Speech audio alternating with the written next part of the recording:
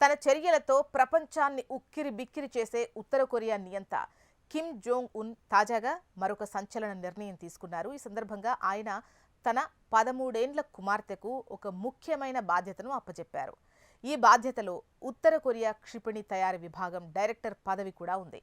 ఉత్తర Korea భద్రతకు కీలకమైన విభాగంగా పరిగణించే క్షిపణి తయారీ బాధ్యతను కిమ్ జోంగ్ ఉన్ తన కుమార్తె కిమ్ జూకు అప్పగించారని దక్షిణ కొరియా నిఘా అధికారులు చెబుతున్నారు.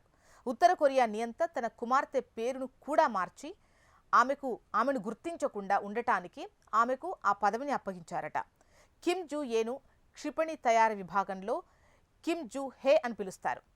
ఆసక్తికరమైన విషయం ఏంటంటే 2009లో కిమ్ జోంగ్ ఉన్ ఉత్తర కొరియా వారసుడిగా నియమితులైనప్పుడు అతని అసలు పేరు కిమ్ జోంగ్ వాన్. దానిని అతను కిమ్ జోంగ్ ఉన్గా మార్చుకున్నారు. అదే కారణంగా కిమ్ జుంగ్ ఏ పేరు కూడా మార్చారని అంటున్నారు. ఇక కిమ్ జూ ఏ 2013లో జన్మించారు. ఆమెను మొదటిసారిగా 2022లో కిమ్ జోంగ్ ఉన్ ప్రజలకు పరిచయం చేశారు.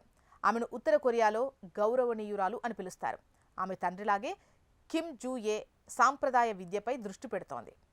కిమ్ జోంగ్ ఉన్ స్వయంగా తన కుమార్తెకు దౌత్యం, ఇతర విద్యలను బోధిస్తున్నాడు. జపాన్, అమెరికా, దక్షిణ కొరియా వంటి దేశాలతో ఉత్తర కొరియాకు శత్రుత్వం ఉంది.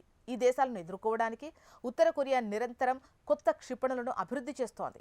ఉత్తర కొరియా దగ్గర ప్రస్తుతం 3000 కంటే ఎక్కువ క్షిపణుల నిల్వలున్నాయని కొంతమంది నిపుణులు అభిప్రాయపడుతున్నారు.